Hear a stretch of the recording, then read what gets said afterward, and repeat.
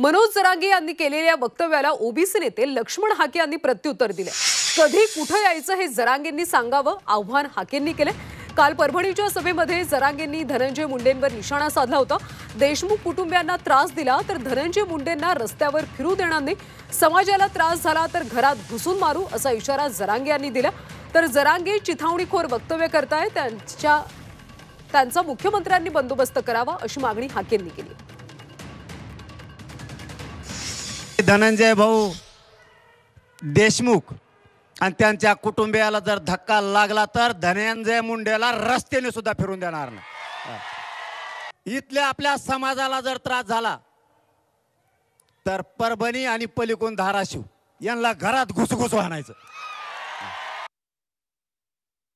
ते अशी चेतावणीखोर वक्तव्य जर जरांगे करत असतील तर या महाराष्ट्राच्या मुख्यमंत्र्यांना, गृहमंत्र्यांना माझी विनंती आहे की अशा माणसांचा तात्काळ बंदोबस्त करावा, नाहीतर जातीय तेढ निर्माण होईल, सामाजिक सुरक्षा धोक्यात येईल आणि दोन समाजामध्ये तेढ निर्माण होऊन या महाराष्ट्रामध्ये अराजक निर्माण होईल।